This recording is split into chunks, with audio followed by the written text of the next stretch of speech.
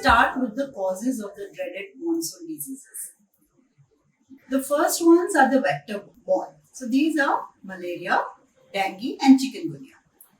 Malaria is essentially caused by a parasite, protozoa, plasmodium, and the female Anopheles mosquito is the one which takes malarial parasites from one human being to the other. So that is how it is spread. Similarly, dengue is again caused by a virus and it is spread by the Aedes aegypti mosquito. The chikungunya are again caused by a bug and the viruses are spread by the Aedes aegypti or Aedes albopictus mosquitoes. So these are diseases which go from one human being to the other through the mosquitoes. They are spread by the vectors.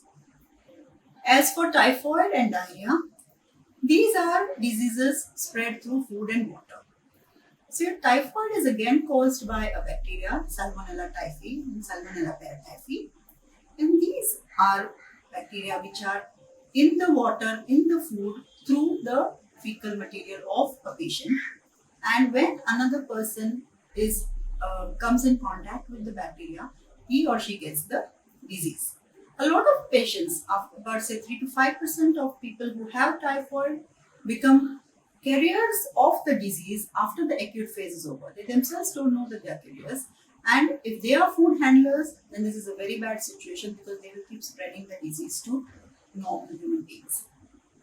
So far as swine flu is concerned, it is actually spread through air. It is air. So whenever a child with swine flu sneezes or coughs, the air droplets go in the atmosphere. Another child comes in contact with those droplets, that child will get swine flu.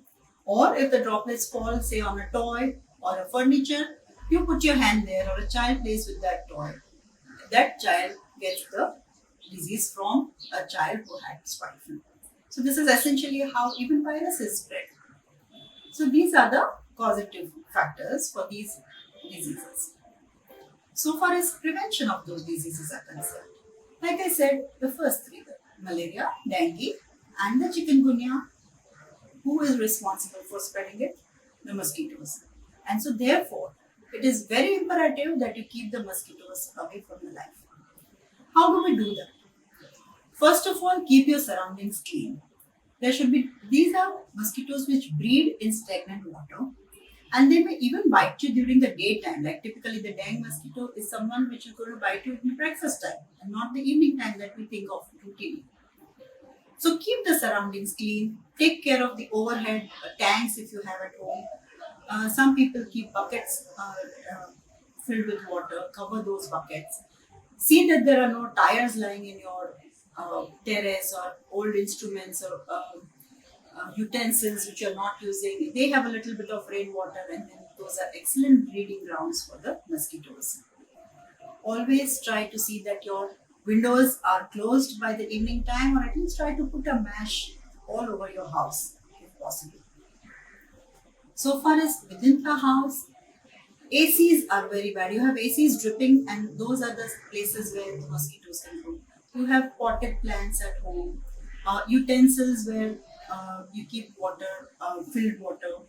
And then you have maybe pipelines where the water comes. So in short, any place which has stagnant water, try to remove it, cover it. Keep a 1 day in a week rule so that supposing you need to keep those water-filled utensils, scrub them completely, keep them dry for a day, then again fill the water in them, especially stuff like flower vase, try to avoid using all those utensils. Within the home, of course, once the child is inside, try to use liquid mosquito repellents. Coils are not really advisable because a lot of kids get asthma and allergies because of them. Now you also have mosquito repellents which you can apply on the baby, you can roll on the dress, you can put tags on the dress. Be careful that you don't use oil of lemon eucalyptus oil for children less than 3 years of age. Otherwise, there are very good natural mosquito repellents available, you can use them. In case you are using a sunscreen, always use a sunscreen and then a repellent on top of it.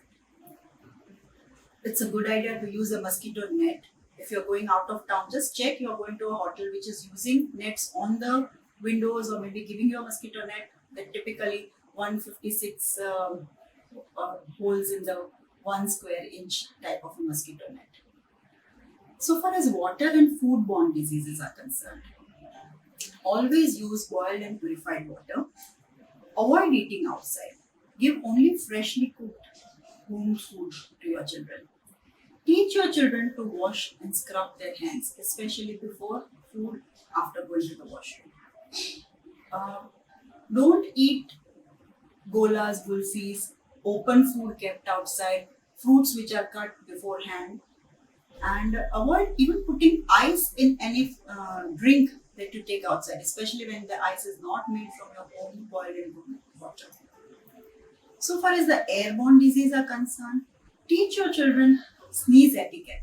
That is, always cover the hand always cover the nose and the mouth with your hand when they sneeze, or use a handkerchief liberally.